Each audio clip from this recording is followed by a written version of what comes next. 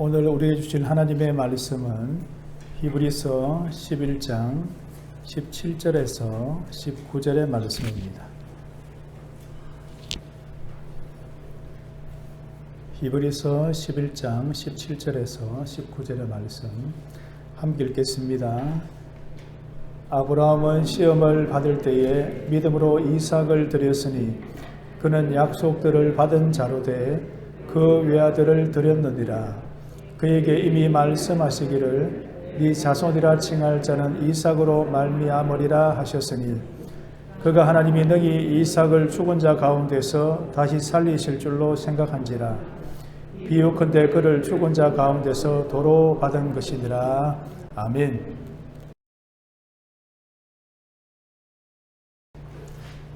하나님은 아브라함에게 100세에 얻은 아들 이삭을 죽여 바치라고 하십니다. 아브라함은 그 명령에 순종하여 칼을 쳐들어 이삭을 죽이려고 합니다.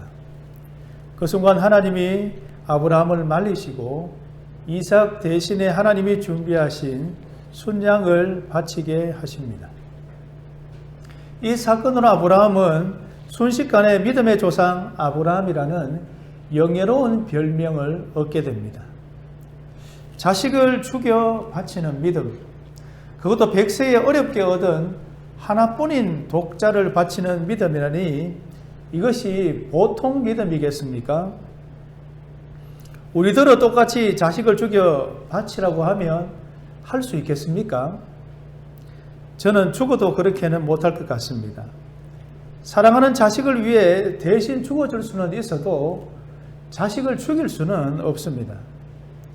자식을 죽이는 아버지의 믿음은 대단하다고 할 수 있는데 그렇게 해서 죽는 아들은 무슨 죄가 있습니까? 아버지의 믿음을 증명해 보이는 도구로 잠깐 쓰이다가 죽는 슬픈 운명입니까?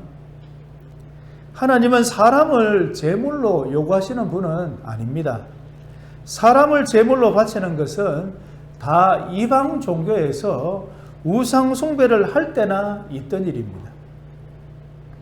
너는 결단코 자녀를 몰렉에게 주어 불로 통과하게 하므로 네 하나님의 이름을 욕되게 하지 말라. 나는 여호와이니라. 몰록이라고도 하는 몰렉 숭배는 어린 자녀를 제물로 바쳤습니다. 그렇다면 하나님이 아브라함에게 이삭을 죽여 바치라는 명령은 다른 의도와 목적이 있었던 것이 분명합니다. 하나님이 아브라함을 시험하시기 위해 이삭을 죽여 바치라 하십니다. 무엇을 시험하기 위한 것입니까?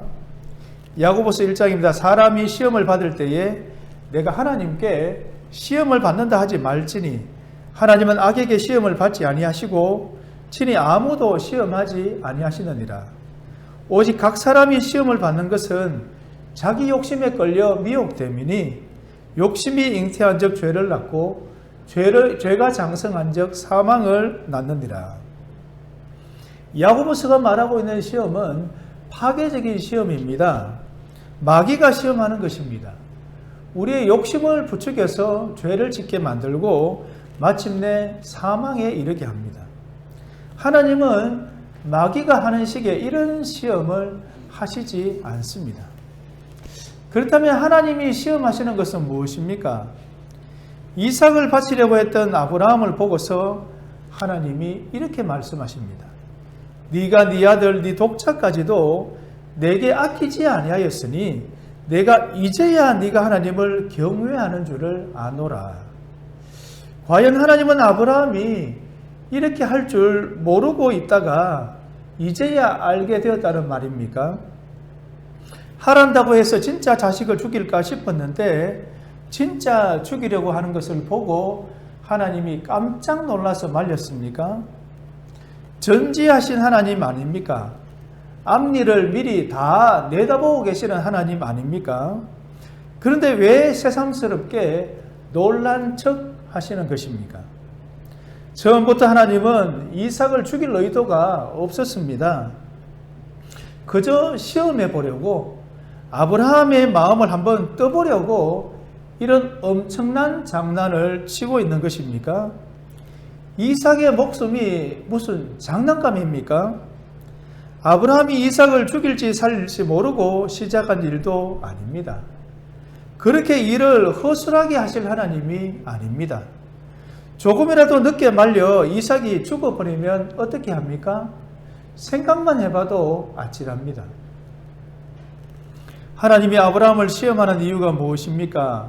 일단 시키면 하나 안 하나 보자, 그런 의미의 시험은 아닙니다. 그런 의미가 전혀 없는 것은 아니나 그리 단순하게 볼 문제는 아닙니다. 100세에 얻은 독자 이삭이라 아브라함이 하나님보다 이삭을 더 사랑하는 것 같으니까 죽여서 내게 바치라 해본 것입니까? 네가 네 아들 네 독자까지도 내게 아끼지 아니하였으니 내가 이제야 네가 하나님을 경외하는 줄을 아노라. 이 말만 보면 독자 이삭보다 하나님을 더 사랑하는 줄 이제야 알겠다는 뜻으로 읽히기도 합니다. 아브라함의 입장에서도 하나님의 명령, 하나님의 요구는 당황스럽기도 할 것입니다. 아니, 어렵게 자식을 주실 때는 언제고 이제 와서 그런 귀한 자식을 죽여서 바치라니 말이 안 됩니다. 주는 하나님과 달라는 하나님이 다른 하나님입니까? 하나님의 마음이 그렇게 변덕이 심합니까? 늙은 나이에 얻은 자식을 사랑하는 게 당연할 텐데 그 모습을 꼴보기 싫어하는 심술이 가득한 하나님입니까? 하나님이 아브라함을 시험하는 이유는 하나님 자신을 위해서가 아니라 아브라함을 위해서입니다. 아브라함의 순종이 의심스러우니 확인해보기 위해서라거나 이삭보다 하나님을 더 사랑하는지 알아보기 위해서가 아닙니다. 순전히 아브라함을 위해서라면 아브라함에게 어떤 것을 주기 위해서 시작한 일입니까? 이삭은 약속의 자녀입니다. 갈라디아서 4장입니다. 기록된 바 아브라함에게 두 아들이 있으니 하나는 여종에게서 하나는 자유에 있는 여자에게서 낳다 하였으며 여종에게는 육체를 따라 낳고 자유에 있는 여자에게서는 약속으로 말미암았느니라. 이삭은 약속의 결과요, 약속의 원인입니다. 하나님이 아들을 주시겠다는 약속을 결국에는 지켜서 낳은 아들이기 때문에 약속의 결과입니다. 동시에 약속의 씨앗 이삭으로 말미암아 하늘의 별과 같고 바닷가의 모래와 같은 많은 후손을 주시겠다 하셨으니 약속의 원인입니다. 이삭에게서 나는 자라야 네 씨라 부를 것임이니라. 이삭이 있어야 이삭의 자녀도 있습니다. 이삭이 없는데 이삭의 자녀가 어떻게 있을 수 있겠습니까? 오늘 본문인 히브리서 11장 17절에도 말씀하고 있지 않습니까? 그런 약속들을 받은 자로 돼 그 외아들을 드렸느니라. 이삭은 그냥 자식이 아니라 약속을 받은 자식, 그것도 약속을 받은 유일한 자식입니다. 다른 자식과는 다릅니다. 육체를 따라 낳은 자식인 이스마엘, 아브라함이 낳은 불신의 자식인 이스마엘과는 차원이 다릅니다. 이삭이 약속의 자식이라는 말은 약속하신 하나님에 의해서 보정되고 보호되고 있는 사람이라는 뜻입니다. 이삭을 주실 때도 약속으로 주시지 않았습니까? 약속을 주시고 그 다음에 이삭을 주셨습니다. 하나님이 또 아브라함에게 이르시되 네 아내 사레는 이름을 사레라 하지 말고 사라라 하라. 내가 그에게 복을 주어 그가 네게 아들을 낳아 주게 하며 내가 그에게 복을 주어 그를 여러 민족의 어머니가 되게 하리니 민족의 여러 왕이 그에게서 나리라. 이삭이 태어나기 전에 약속하신 말씀입니다. 여호와께 능하지 못한 일이 있겠느냐? 기한이 이를 때에 내가 네게로 돌아오리니 사라에게 아들이 있으리라. 이삭을 낳기 전에 하나님이 하신 약속입니다. 물론 아브라함과 사라는 이런 하나님의 약속의 말씀을 믿지 못하고 둘 다 비웃었습니다. 이삭이라는 이름의 뜻은 웃음입니다. 아브라함과 사라의 비웃음, 그럼에도 불구하고 하나님이 약속을 성취하셔서 이삭을 주셨을 때 기뻐서 웃음, 그래서 불신의 비웃음과 감사의 웃음이 동시에 이삭이라는 이름 안에 들어 있습니다. 약속의 자식은 하나님의 약속을 담고 있기 때문에 어떤 일이 있더라도 태어나야 하고 무슨 일이 생겨도 쉽게 죽을 수는 없습니다. 약속하신 것을 반드시 다 이루고 난 다음에야 죽더라도 죽을 수 있습니다. 하나님이 아브라함을 시험하셨다고 하는 것은 아브라함의 순종을 시험하거나 이삭보다 하나님을 더 사랑하는지 시험해 본 정도라고 볼 수는 없습니다. 하나님이 아브라함을 시험하시면서 아브라함에게 보여주고자 하신 것은 약속의 자식은 결단코 죽을 수 없다는 것입니다. 아브라함은 이미 한번 이삭이 태어날 때 그 약속의 힘을 뼈저리게 느꼈습니다. 아브라함이 100세요 사라는 90세이며 사라의 생리가 끊어졌습니다. 히브리서 11장 11절 12절에도 말씀하고 있지 않습니까? 믿음으로 사라 자신도 나이가 많아 단산하였으나 잉태할 수 있는 힘을 얻었으니 이는 약속하신 이를 미쁘신 줄 알았습니다. 이러므로 죽은 자와 같은 한 사람으로 말미암아 하늘의 허다한 별과 또 해변의 무수한 모래와 같이 많은 후손이 생육하였느니라. 나이가 많아서 단산하였다. 곧 생리가 끊어졌다는 것은 더 이상 자녀를 생산할 능력이 없다는 말입니다. 그런데도 잉태할 수 있는 힘을 얻을 수 있었던 것은 약속하신 하나님이 미쁘신 하나님, 믿을 만한 하나님이었기 때문입니다. 죽은 나무에서 꽃이 피고 열매가 맺히듯이 죽은 자와 같은 한 사람으로 말미암아 하늘의 허다한 별과 해변의 무수한 모래와 같은 많은 자손이 생육했습니다. 실로 약속의 힘이 대단하지 않습니까? 어떤 장애가 있더라도 어떤 저항이 있더라도 굴하지 않고 결국에는 눈앞에 성취된 결과로 보여주지 않습니까? 아브라함이나 사라 둘 다 불신함으로 저항하지 않았습니까? 사라의 생산 능력이 이미 끝나버렸지 않습니까? 그렇다면 안 되어야 마땅한 일입니다. 그런데도 약속하신 하나님은 미쁘사 약속하신 대로 이삭을 주십니다. 약속의 자식 이삭이기 때문에 가능한 일입니다. 약속하신 것은 어떤 일이 있더라도 기억고 지키시는 하나님이시기 때문에 가능한 일입니다. 아브라함은 약속의 힘을 이삭이 태어날 때 이미 뼈저리게 느꼈습니다. 그렇구나. 약속하신 대로 어떤 일이 있더라도 되는구나 라는 것을 봤습니다. 창세기 21장에서 이삭이 태어나는데 그 다음에 이어지는 사건은 하갈과 이스마엘을 내쫓고 우물을 빼앗은 일에 대해서 아브라함과 아비멜렉이 언약을 맺었다는 이야기입니다. 어린 자식 이삭이 자라는 시간이 필요하겠지만 바로 이어서 창세기 22장에 하나님이 아브라함에게 이삭을 바치라고 하시는데 아브라함은 아무 저항도 하지 않고 순순히 이삭을 죽이러 갑니다. 어떻게 그럴 수 있겠습니까? 이삭이 태어날 때 약속의 힘을 똑똑히 봤기 때문입니다. 네 자손으로 칭할 자는 이삭으로 말미암으리라 하셨으니 이삭이 없다면 아브라함의 자손도 있을 수가 없습니다. 그렇게 약속하신 하나님이시니 이삭을 죽이실 리가 없습니다. 그가 하나님이 능히 이삭을 죽은 자 가운데서 다시 살리실 줄로 생각한지라. 비유컨대 그를 죽은 자 가운데서 도로 받은 것이니라. 이삭이 없으면 안 되는 일이니 내가 죽이면 하나님이 다시 살려내서라도 이삭을 통해 후손을 주시리라는 그 믿음으로 자식을 죽이는 일까지도 서슴없이 저지를 수가 있었던 것입니다.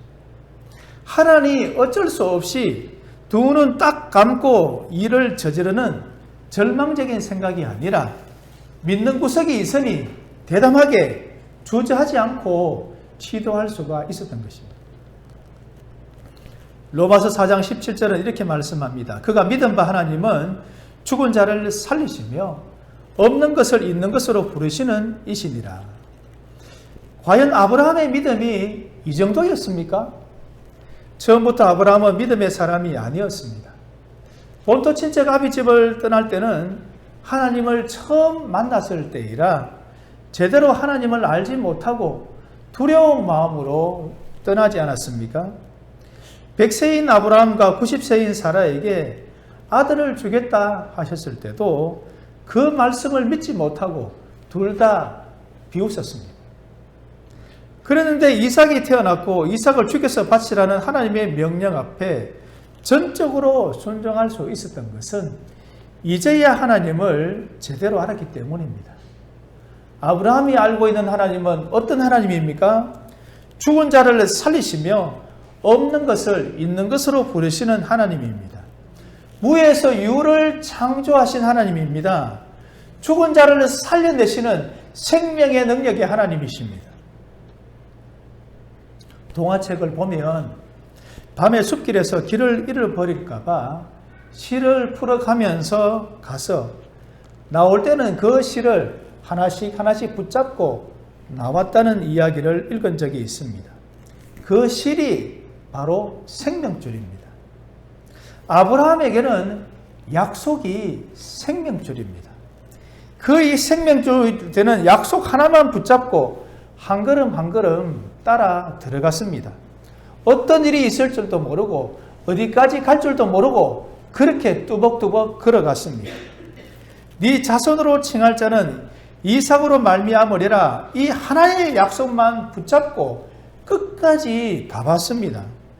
이삭이 없으면 아브라함의 자손도 있을 수가 없다. 이삭이 죽으면 아브라함의 자손도 끝이다.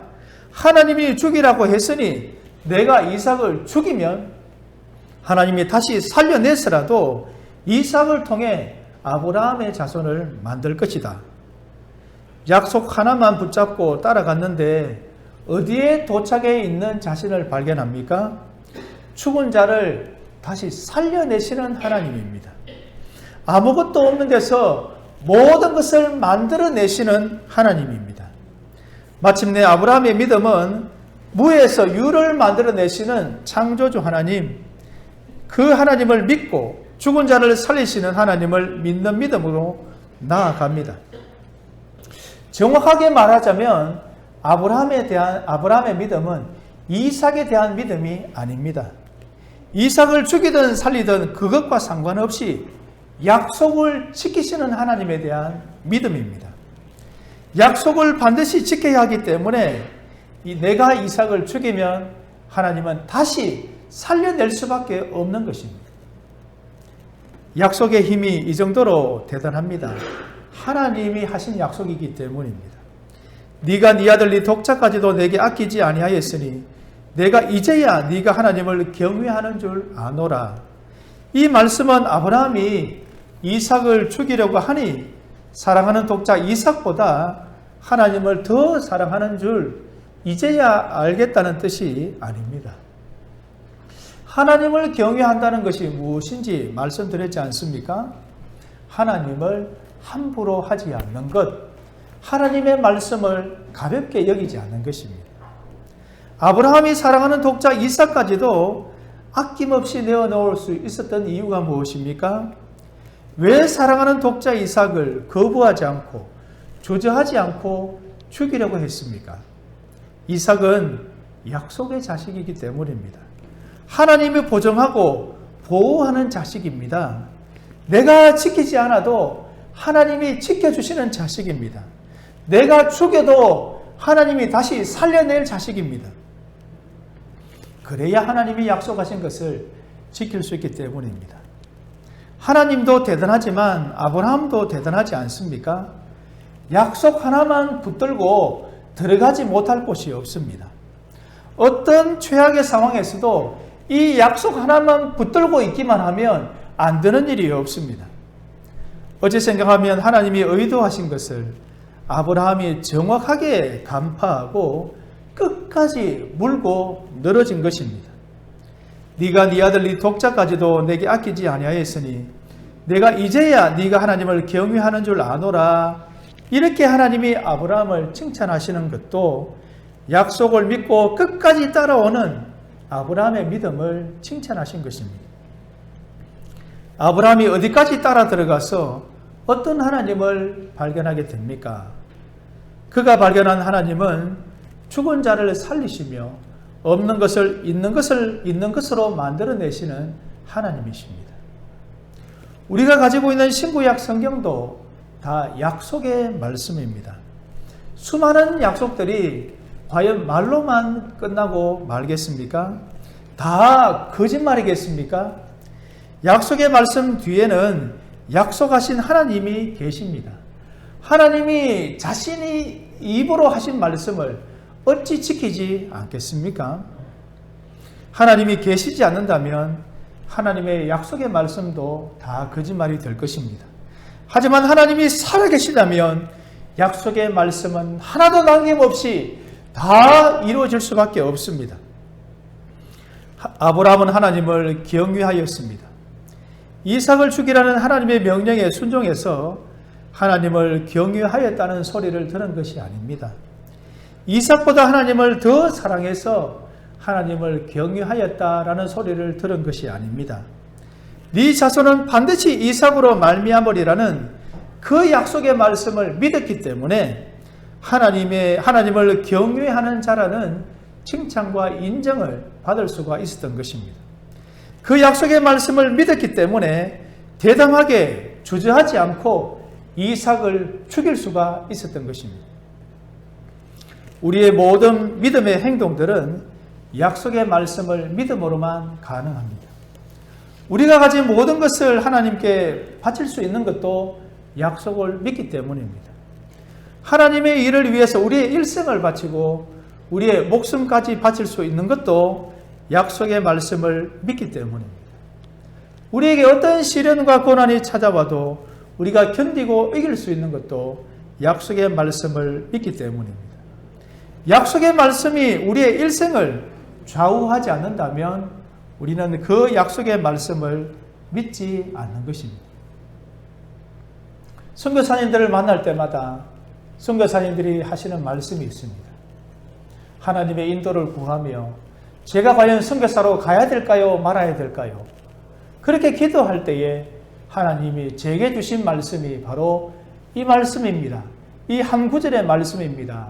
그런 말씀을 선교사님들마다 다 가지고 있습니다. 물론 선교사로 나갈 때 여러 가지를 종합했겠죠. 어떤 나라에 갈까? 어떤 형편일까? 뭘 준비해야 될까? 여러 가지 상황과 환경들을 종합적으로 그렇게 해서 결정하겠지만 그 중에서 결정적으로 그 결정을 가져오게 된 것은 바로 약속의 말씀인 이 말씀을 하나님이 제게 주셨기 때문입니다. 그 한 말씀 붙잡고 자신의 일생을 내던지고 자기만 아니라 자기 아내와 어린 자식까지도 다 포함해서 선교지로 무모하게 뛰어드는 그런 결정을 했던 것입니다. 선교사님만 그런 것이 아니라 우리의 일생을 결정하는 것도 이 약속의 말씀 한 구절에 우리의 모든 것을 걸 수도 있습니다.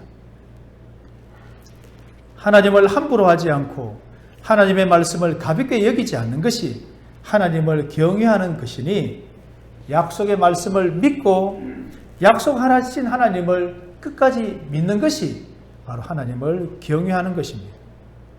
우리는 과연 약속의 말씀대로 모든 것이 다 될 줄로 믿습니까? 믿는 자는 그 약속의 말씀이 지시하는 대로 행동하는 자입니다. 남들이 보기에는 무모하고 잔인하게 보일지도 모릅니다. 사랑하는 독자 이삭을 죽이겠다고 칼을 쳐드는 아버지 아브라함이 정신 나간 사람처럼 보이지 않습니까?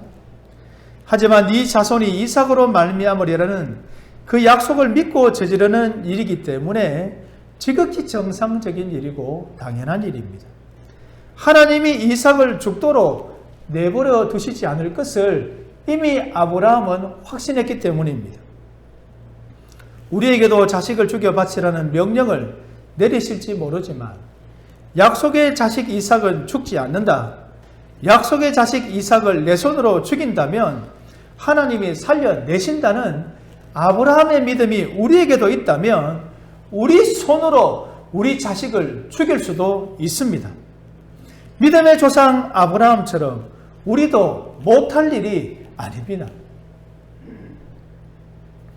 음악 소리에 맞춰 춤을 추는 것은 지극히 자연스럽고 아름답기까지 합니다. 하지만 음악 소리가 없는데 춤을 추고 있는 사람은 미친 사람 취급을 받을 것입니다. 우리는 보이지 않는 하나님, 보이지 않는 천국이라는 음악에 맞춰서 춤을 추고 있습니다. 우리에게는 지극히 자연스럽고 당연한 일입니다.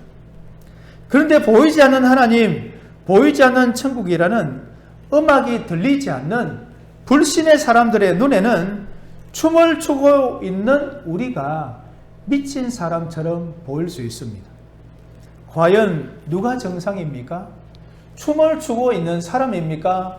춤을 추지 않는 사람입니까? 아브라함이 사랑하는 독자 이삭을 죽이려고 칼을 높이 쳐들고 있는 것은 하나님과 하나님의 말씀이라는 음악 소리가 들렸기 때문에 자연스럽고 아름답게 춤을 추고 있는 것입니다. 음악 소리가 들리느냐 들리지 않느냐에 따라 미친 사람이 될 수도 있고 지극히 정상적인 사람이 될 수도 있습니다. 우리에게는 하나님과 하나님의 말씀이라는 음악 소리가 들리기에 아브라함처럼 자기 자식을 죽이기 위해 칼을 쳐드는 그런 행동도 할 수 있지만 믿지 않는 사람들이 그런 우리를 보면 미쳤다 이런 소리밖에 들을 수 없습니다. 그들의 귀에는 하나님과 하나님의 말씀이라는 음악이 들리지 않기 때문에